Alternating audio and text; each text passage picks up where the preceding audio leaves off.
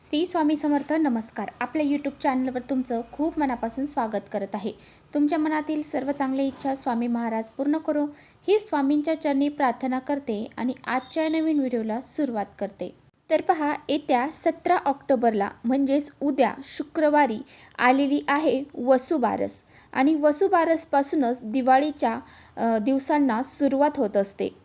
दिवाळी हा सण एकूण 5 दिवसाचा आहे आणि पहा, या वसुबारसला दिवाळीचा पहिला दिवा हा लावला जातो आणि त्याचबरोबर या वसुबारसच्या दिवशी रमा एकादशी देखील आहे आणि एकादशीच्या दिवशीच वसुबारस ही साजरी केली जाते. तर पहा, आपल्या या वसुबारसचा जो दिवस आहे तर तो अतिशय महत्त्वाचा मानला जातो. या दिवशी गाय आणि वासरांची पूजा केली जाते. समुद्रमंथनातून 5 कामधेनू ज्या आहेत तर त्या बाहेर पडल्या होत्या. त्यातील नंदा नावाच्या गाईला म्हणजेच नंदा नावाच्या जी काही गाय आहे तर तिला अनुसरूनच हा जो सण आहे तर गाई वासरांचा सण साजरा केला जातो. आपल्या हिंदू धर्मामध्ये गाईला पवित्रतेचे, संपन्नतेचे आणि मांगल्याचे प्रतीक मानले जाते आणि म्हणूनच या दिवशी गायीच्या प्रती कृतज्ञता व्यक्त केली जाते आणि गाई वासरांची पूजा ही केली जाते. तर पहा, वसु म्हणजे द्रव्य किंवा धन आणि बारस म्हणजे द्वादशी. या दिवशी गायींची पूजा केल्याने घरामध्ये धनलाभ होत असतो आणि लक्ष्मीची कृपा आपल्या घरावरती राहत असते. घरामध्ये सुख समृद्धी निर्माण होत असते आणि त्याचबरोबर या गायीच्या पोटामध्ये 33 कोटी देवी देवता वास करत असतात आणि त्यांची कृपा आशीर्वाद देखील आपल्याला प्राप्त होत असतात आणि म्हणूनच वसुबारसच्या दिवशी गायीची पूजा ही आपल्याला करायची आहे आणि त्याचबरोबर गायीला ही एक वस्तू जी आहे तर ती खाऊ घालायची आहे. गाईला जर आपण वसुबारसच्या दिवशी ही एक वस्तू खाऊ घातली तर आपल्या सर्व अडीअडचणी ज्या आहेत तर त्या दूर होऊन आपल्याला मार्ग मिळेल आणि कितीही कठीणातील कठीण इच्छा असू द्या ती पूर्ण झाल्याशिवाय राहणार नाही. आयुष्याचं सोनं होईल इतका हा प्रभावी उपाय आहे. हा उपाय म्हणजेच ही कोणती वस्तू आहे ती आपल्याला गाईला खाऊ घालायची आहे याबद्दलची संपूर्ण माहिती आजच्या व्हिडिओमध्ये आपण जाणून घेणार आहोत. त्यामुळे तुम्ही पुढे व्हिडिओ स्किप न करता शेवटपर्यंत नक्की बघा, जेणेकरून तुमच्यापर्यंत योग्य ती माहिती पोहोचेल. आपल्या चॅनलवर नवीन असाल तर चॅनलला सबस्क्राईब करा आणि असेच नवनवीन माहितीपूर्ण व्हिडिओ पाहण्यासाठी बेल आयकॉनला प्रेस करा, म्हणजे मी जेव्हा कधी नवीन व्हिडिओ अपलोड करेन त्याचं नोटिफिकेशन सर्वात अगोदर तुम्हाला भेटेल आणि तुम्ही एकही व्हिडिओ मिस करणार नाही. त्याचबरोबर खाली कमेंट्समध्ये जय गोमाता लिहायला अजिबात विसरू नका. तसेच व्हिडिओ माहितीपूर्ण वाटला तर आपल्या मित्रपरिवारांसोबत नक्की शेअर करा. आजच्या व्हिडिओमध्ये जो काही उपाय मी तुम्हाला सांगणार आहे तर हा उपाय उद्या शुक्रवारी 17 ऑक्टोबरला आपल्याला करायचा आहे. वसुबारस या दिवशी सकाळपासून ते संध्याकाळपर्यंत तुम्हाला जेव्हा बी वेळ असेल तेव्हा तुम्ही गाईला ही एक वस्तू जी आहे तर ती खाऊ घालायची आहे. तर पहा, प्रत्येकाच्या देवघरामध्ये गाई वासरांची मूर्ती ही असते आणि जर तुमच्या घरामध्ये गाई वासराची मूर्ती जर नसेल तर तुम्ही या वसुबारसच्या दिवशी गाई वासराची मूर्ती घरी खरेदी करून आणू शकता आणि तिची पूजा ही करू शकता. गाई वासराची मूर्ती आपल्या घरात असल्यामुळं आपल्या घरातील वास्तुदोष आहे तर तो दूर होत असतो.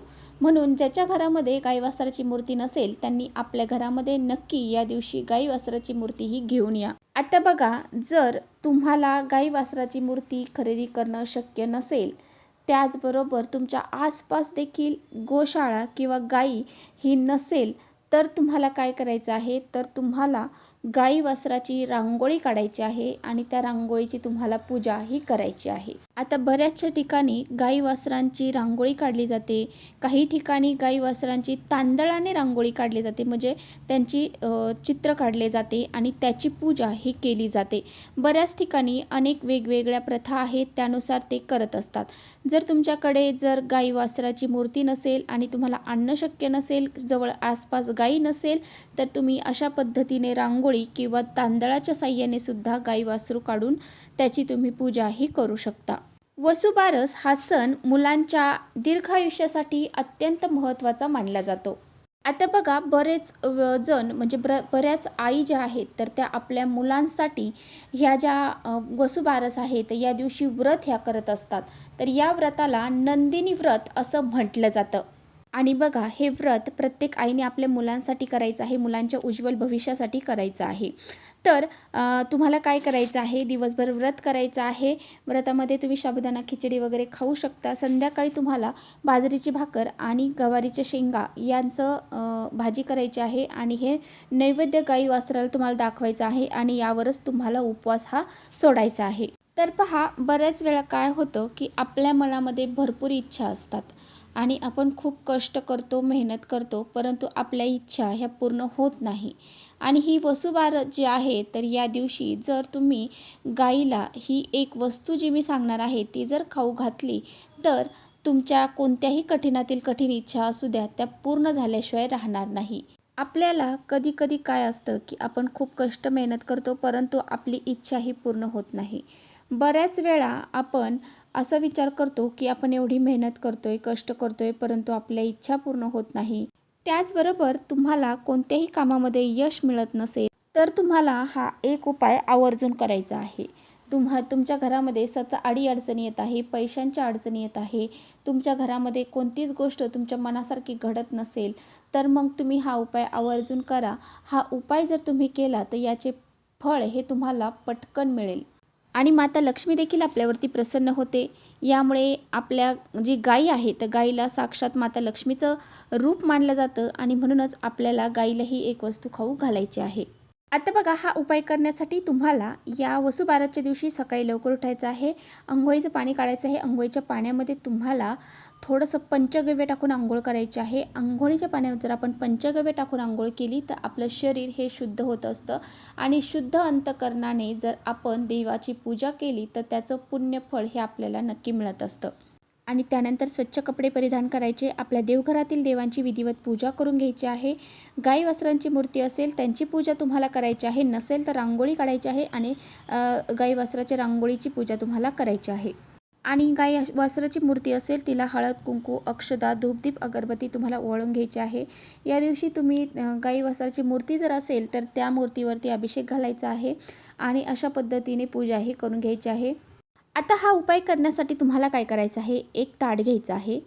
ताटामध्ये तुम्हाला केळीचं पान हे ठेवायचं आहे. आता जर तुमच्याकडे केळीचं पान नसेल आणि जर केळीचं पान नसेल तर तुम्ही नुसतं ताट घेतलं तरी चालेल. तुम्ही त्या ताटावरती किंवा त्या केळीच्या पानावरती थोडेसे धणे ठेवायचे आहेत. यानंतर तुम्हाला थोडासा गुळाचा खडा त्या धण्यावरती ठेवायचा आहे. एका वाटीमध्ये थोडीशी बाजरी तुम्हाला घ्यायची आहे. यानंतर तुम्हाला हळद कुंकू अक्षदा एक दिवा तुम्हाला प्रज्वलित करून घ्यायचा आहे. थोडंसं तांब्यामध्ये पाणी तुम्हाला घ्यायचं आहे. आता ह्या वस्तू तुम्हाला गायीपाशी घेऊन जायच्या आहेत.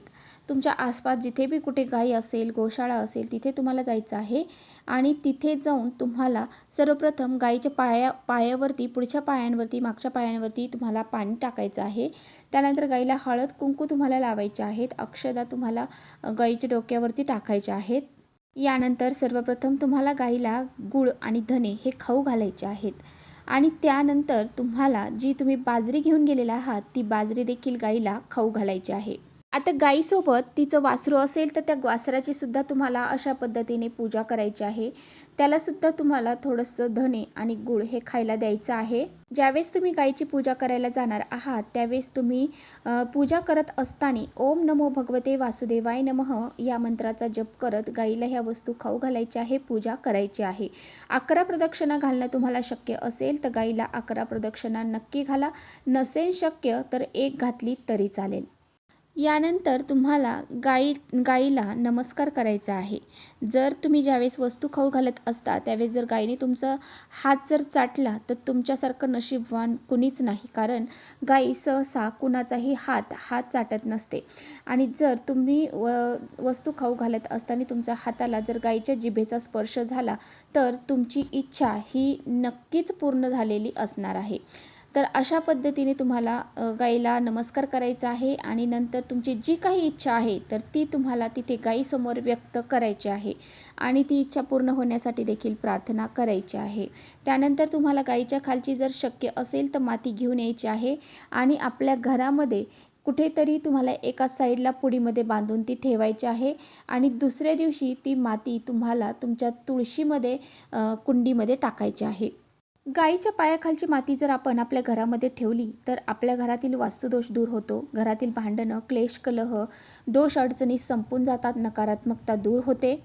आता बघा, बऱ्याच जणांच्या आसपास गायी नसतात किंवा गोशाळा नसतात आणि तुम्हाला गाईला ह्या वस्तू खाऊ घालणं शक्य नसेल, तर मग तुम्हाला काय करायचं आहे, आपल्या देवघरामध्ये जी गाई वासराची मूर्ती आहे तर तिच्यासमोरच तुम्हाला हे जे पदार्थ आहेत तर ते ठेवायचे आहे आणि त्यानंतर तुम्हाला दुसऱ्या दिवशी हा नैवेद्य जे आहे तर तो एखाद्या ठिकाणी मोठ्या झाडाखाली नेऊन ठेवायचा आहे, जेणेकरून तिथले जे काही सूक्ष्म जीवजंतू असतील किंवा मग कीटक असतील, पशुपक्षी असतील तर ते खाऊन घेत. आता तुम्हाला धने, गूळ किंवा मग बाजरी खाऊ घालणं शक्य नाही झालं तर मग तुम्ही थोडासा मुठभर हिरवा चारा जो आहे तर तो सुद्धा गाईला खाऊ घालू शकता. आता बघा, बऱ्याच ठिकाणी वसुबारसच्या दिवशी पुरणपोळीचा नैवेद्य केला जातो. जर तुमच्याही घरात केला जात असेल तर तुम्ही या दिवशी गाईला नक्की पुरणपोळीचा नैवेद्य हा खाऊ घाला. आता अशा पद्धतीने ह्या ज्या काही गोष्टी आहेत तर त्या तुम्हाला जशा शक्य होतील तशा तुम्हाला करायच्या आहेत आणि नक्की प्रत्येकाने उद्याचा दिवस अतिशय महत्त्वाचा आहे. वसुबारस हा आपल्या दिवाळीचा पहिला दिवस आहे. या दिवशी पहिला दिवा लावला जातो आणि म्हणूनच आपल्याला नक्कीच ह्या गोष्टी ज्या आहेत तर त्या गाईला खाऊ घालायच्या आहेत. तर चला, इथेच थांबवते माझा व्हिडिओ थोडा जरी आवडला असेल तर नक्की लाईक करा.